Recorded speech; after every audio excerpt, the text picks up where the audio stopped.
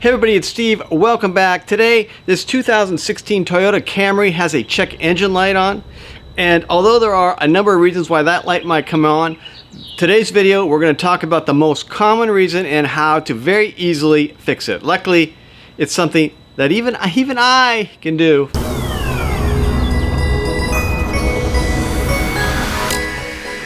Okay, so there are a number of things that can cause a check engine light to come on. Here's just a short list of those things that it could be, but in almost every case, it's going to be a very simple gas cap issue. Now, we're going to talk about that and how to solve it and how to clear the warning light off your display.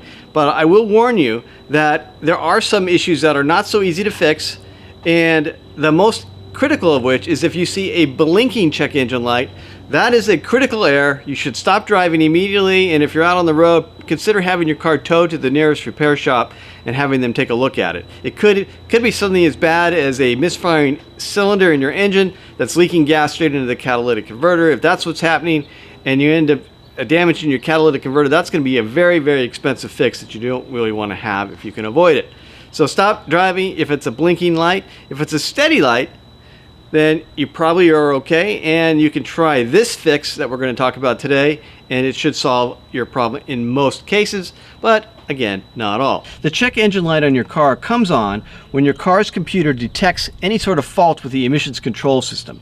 So it's looking for things with the catalytic converter or any leaks in the vacuum or the seals that are keeping all those bad atmospheric gases within your fuel control system. So one of the places where there can be a fault, and this is why this is the most common problem that triggers this light, is at the gas cap.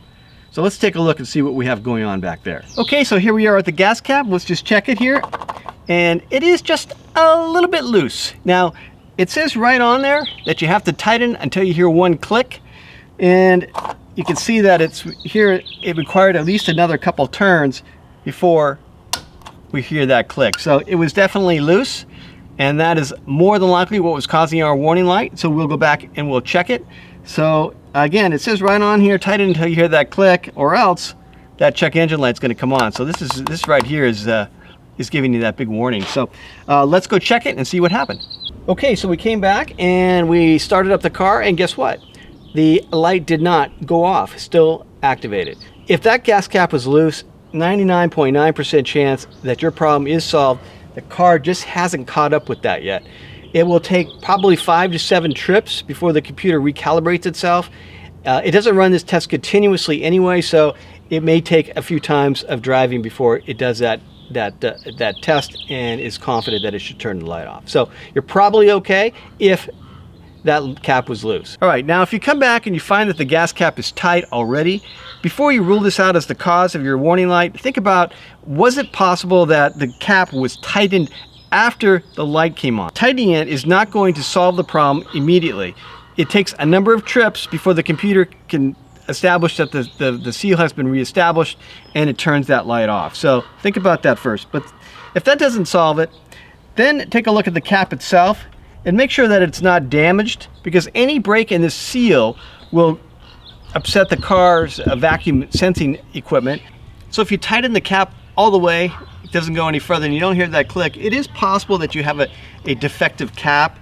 There is a rubber gasket in here that can sometimes go bad, and there's a springy mechanism as well. So they do go bad. If you need to get a new one, here's a link to a genuine Toyota cap. Now they're a little bit more money than the copycat ones that are out there, but some of the stuff I read suggested you should get the genuine one, but that's up to you. Whatever you do, whether you buy it from Amazon or you can use my YouTube link down below, make sure you get the correct one for the particular model of your car. The Amazon Confirm Fit feature is a good tool for this purpose. Once you have the new cap, you just take a little flathead screwdriver. You're going to come in here and pop this off, and then go grab your new one and push this piece back in there, just like that, and secure it until you hear that one click. If the gas cap looks okay, make sure that there's no debris or any other obstruction around the seal. Again, anything that breaks that seal could be causing the problem.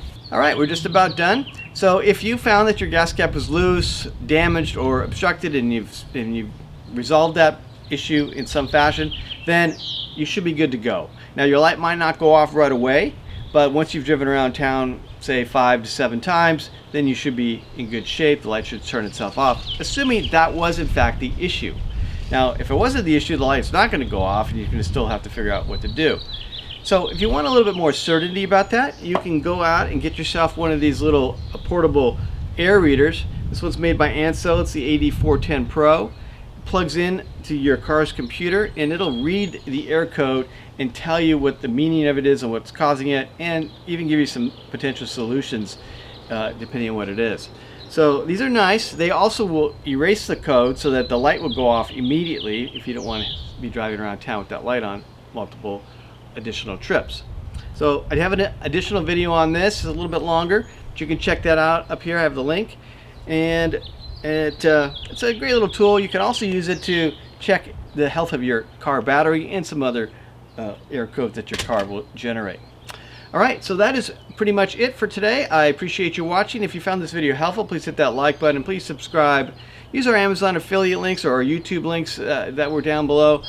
And until next time, this has been Steve for things that even I can do.